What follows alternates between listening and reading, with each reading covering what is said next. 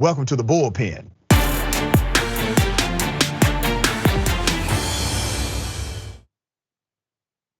In the Bullpen today, I have Major Williams. Major Williams is a gubernatorial candidate for California, the recall election. A lot of news, a lot of hype around this election. Major, welcome to Indisputable. Absolutely, thank you so much for having me on. Absolutely. Let me first start the conversation because this is under your frequently asked questions. You're not actually a high-ranking military official. You changed your name from Courtney to Major, correct?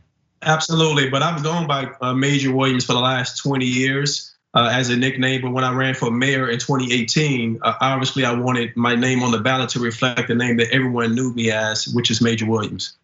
Got it. Let's talk about critical race theory. I don't want to presume your point of view of CRT. I know that was one of the subjects you were willing to converse about today. What's your thoughts about CRT, critical race theory? Well, I feel like it should be an open conversation on either side to truly understand what those elements are. Me, from a leadership perspective, I believe in having a dual perspective, meaning that I'm open to other opinions and ideals. And if you're able to convince me if it's a good or a bad thing, I'm all open for that as well. But at this point right now, it's not something that I truly support in regards to the mechanisms and the elements. And it reminds me simply because it reminds me of back in the day, if you remember Ruby Bridges, there was a scenario that I read about, a story that she shared about being identified with certain triggers. You don't know that there is a problem unless you bring it up. And I think if you do that to kids being so impressionable, that changes the dynamics of their youthful experience in life. Now, you talked about kids. You do know that critical race theory is not taught to kids. It's not taught in K through 12 education. It is an advanced theoretical framework that's usually taught in advanced level collegiate studies, master's and doctoral programs. So when you say it should not be taught to kids, it's been around since the 60s and it has never been taught to children. So explain where you think that came from. Why do people continue to say that we should not teach it to kids when we don't teach any advanced theoretical framework, including critical theory or critical race theory, to children? Right, I believe you understand when it comes to the label of it, and also what the teachers are actually teaching the kids. So mind you, on the curriculum, it may not say critical race theory, but the mechanisms and the proponents that they're using to indoctrinate the kids in the education or the teachings has those elements. So yes, you may be right in regards to it's only for advanced educational placement or whatnot, but those elements do exist today in the educational system, and that's something that a lot of parents, including myself, if that's the case, are going to push back on without a doubt. Can you describe to me or explain the teaching of critical race theory? What does it say? Well, I believe from an example standpoint, because this is something that, as you mentioned, it has been around for a very long time, but more specifically, it's been highlighted for a lot of people based upon the actual name of it. So that's gotten a lot of people in an uproar. But for me, it's more so about the mechanism of it. And that's why I use the example. From young, impressionable kids, I believe as leaders, meaning the teachers, if you're cementing a thought process to a kid versus building them up and empowering them, telling them that they can't do certain things based upon their color, based upon their race, or based upon their background, that psychologically affects kids. And I'm all about empowering youth and kids. Yeah, so Major Williams, come on, brother. You did that politician thing. You did not answer my question. You spoke for a while, but you did not answer the question. The question is direct. What is critical race theory? I don't want to know about your thoughts and feelings. Critical race theory actually has a defined core. This is what it is.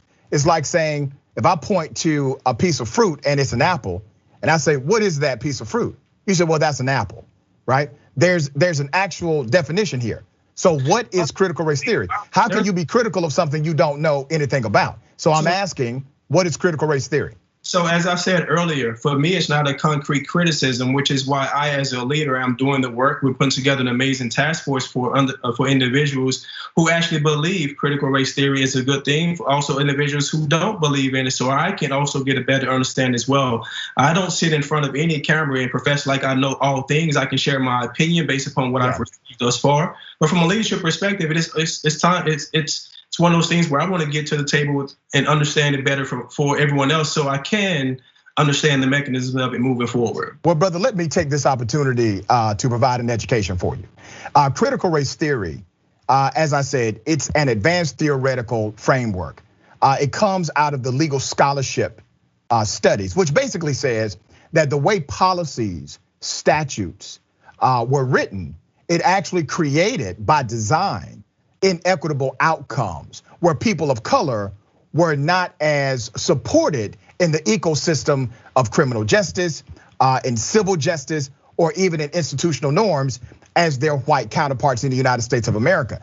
You don't have to go any further than the US Constitution, that document said that you and I were 3/5 of a person. Well, that's considered to be an inequitable issue that has to be remedied. You have to remedy that not by saying white people can't be racist or shouldn't be racist. You have to provide remedy for that based on a policy. Also, the Declaration of Independence called Native Americans savages. That is the language of the Declaration of Independence. You cannot remedy that by simply saying, well, white people should no longer be racist, or we have to forget about the racist past. You have to remedy that once again by providing a policy or an amendment to make the remedy there. Keep in mind, critical race theory actually de-emphasizes the individual racist and said your problem is not really with individual racist people. Your problem is in a structure or design that has these implicit and sometimes aggressive biases written within. And because of those biases, we have to do an analytical review of what these biases have done to the expression of our societal norm. That's all critical race theory does. It does not give you an answer or a conclusion. It provides a framework, brother, for a question to be posed. The thing about a framework, whether you agree or not, it can be misinterpreted or manipulated as well, like all things. So I just want to make sure that individuals and leaders that are creating this framework, that are a part of sharing this framework, are not manipulating the basis. Man, come on, Major. Major, why do you think it's been around since the 60s and it only became the great evil? You got Pat Robertson and other people saying that it's the great evil. It's been around since the 60s. It has never been taught in K-12 education. There are plenty of people that have studied this as one of the theories of how race and racism can be examined in America.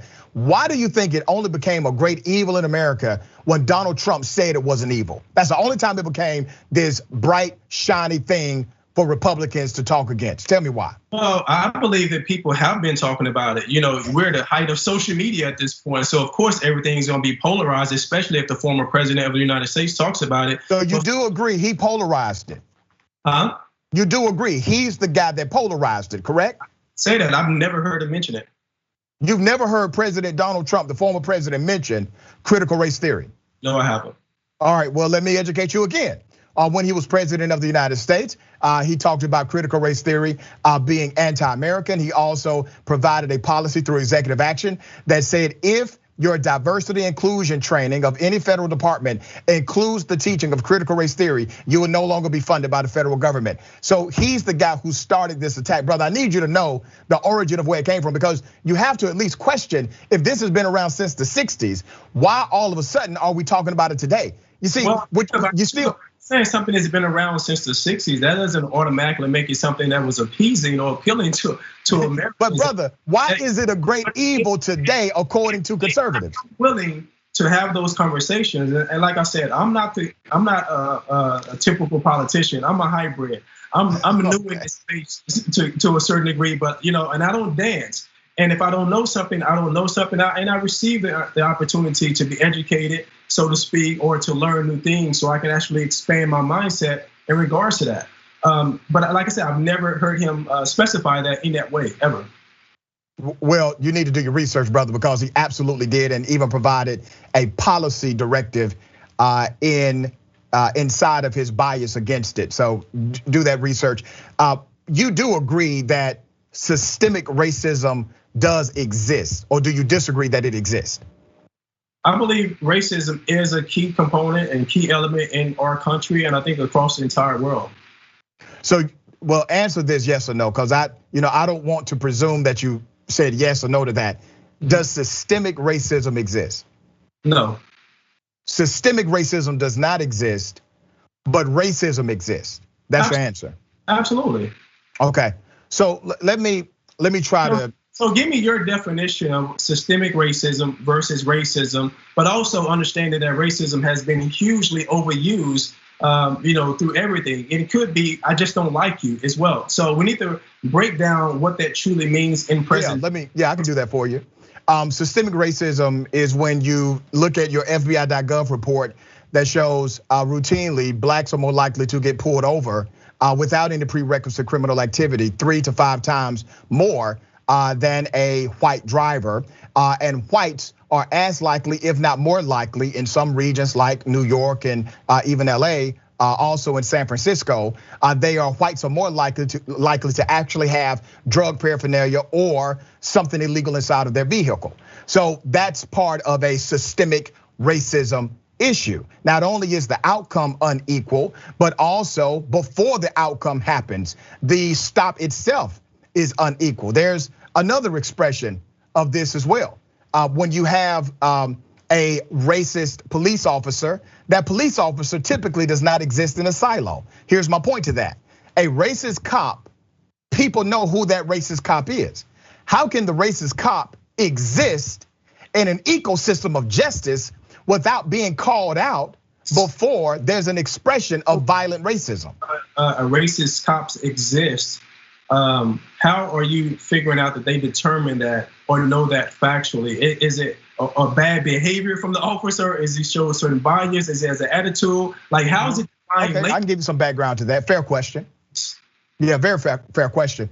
Typically, in the course of the investigation, we've had that with a deputy sheriff here in Georgia. You've had this with other police officers who have been called out for racism. Once there's an analysis of their text messages, they utilize the N-word on a regular basis.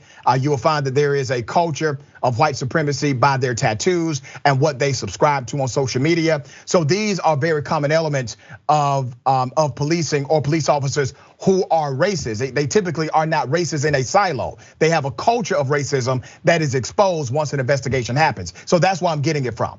Okay.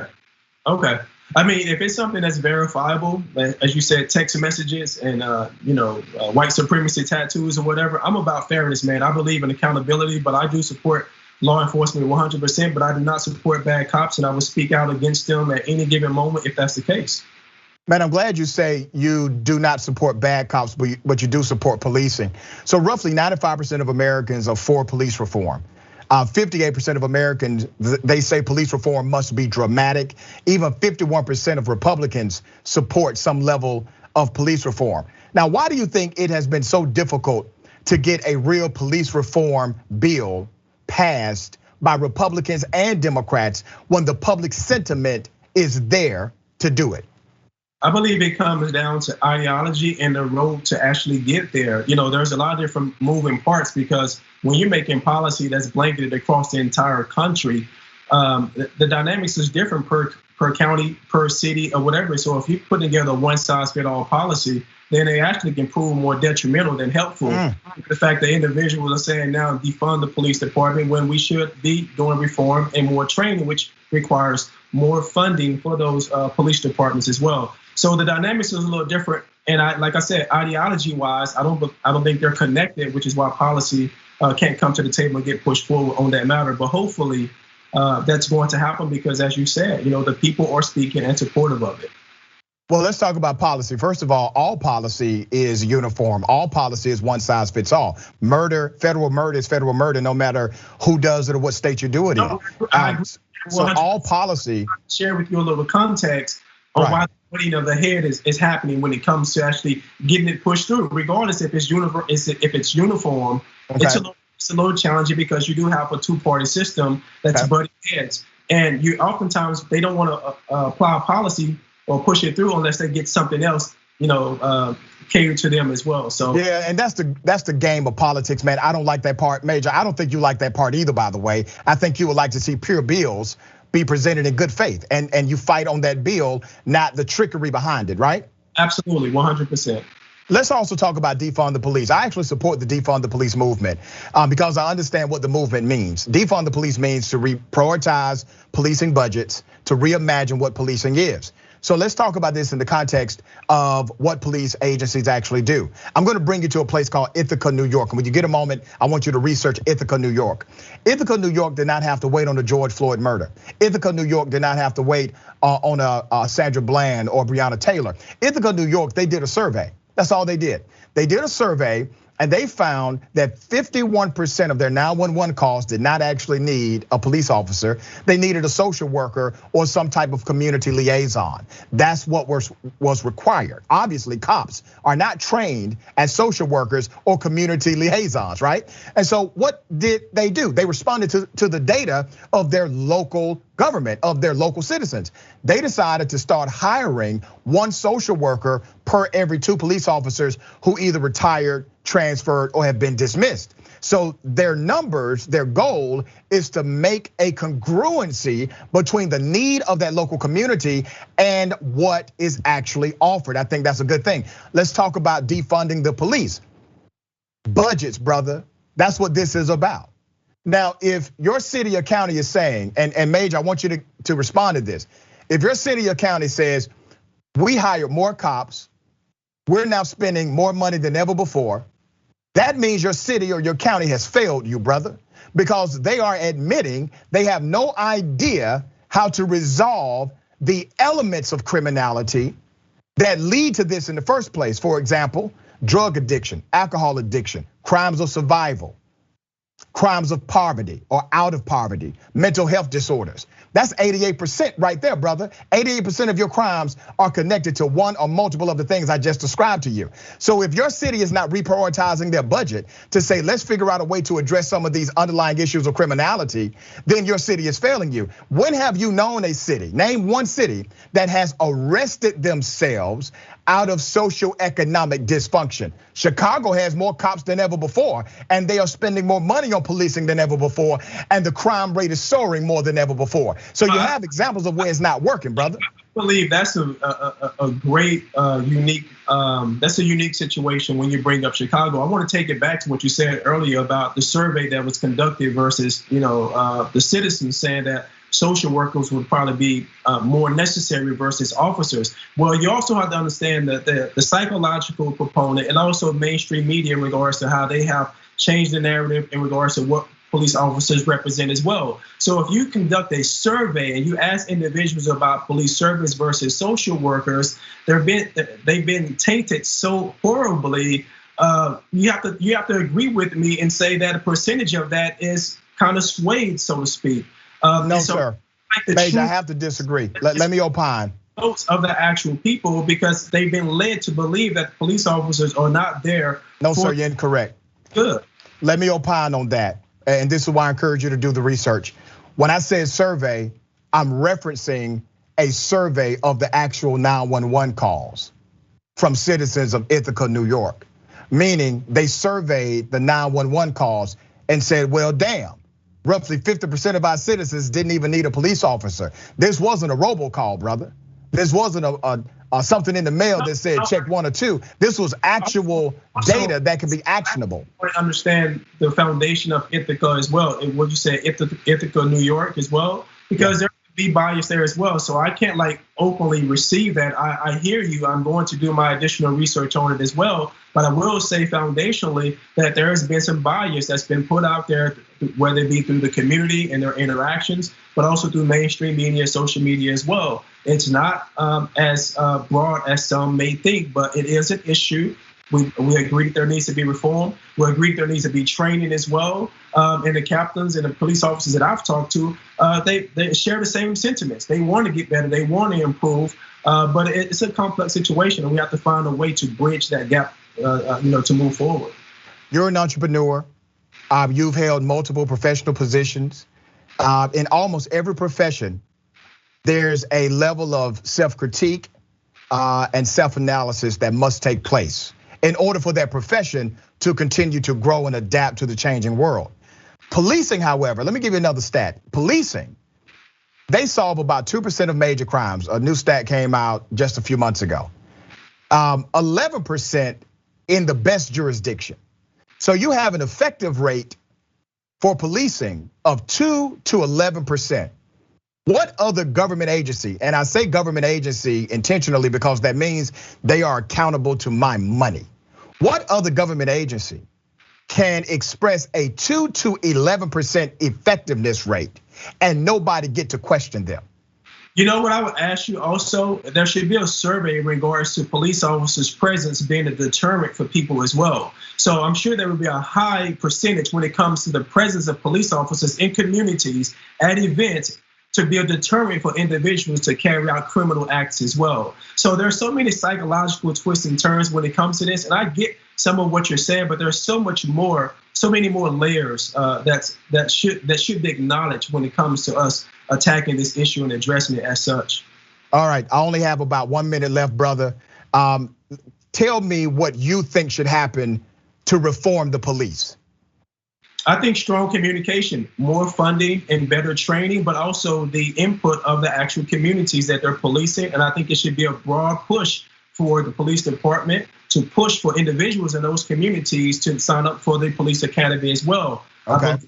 That'll change some of the dynamics. How about mandated cameras, body cameras for all cops? I support that. Okay. How about if a cop does anything to manipulate that data on the body camera, they can be charged with a felony for tampering with evidence? Oh, that happens in real life, so they should be held accountable. Good stuff. And how about keeping a database of police officers that are bad actors so that we can be aware of who they are? I believe that already exists. That does not exist. It doesn't? No, sir. Okay, that's something that can be explored. I definitely want to protect their privacy as well. I don't want their families to be attacked, so I do. Well, they know my record. They know your record. Why can't we know their record, brother? No, I get it. All right. My man, listen, it's been a pleasure. Major Williams, gubernatorial candidate, Republican. I appreciate you being on Indisputable in the Bullpen. Absolutely, thank you so much. God bless you. Bless you, man.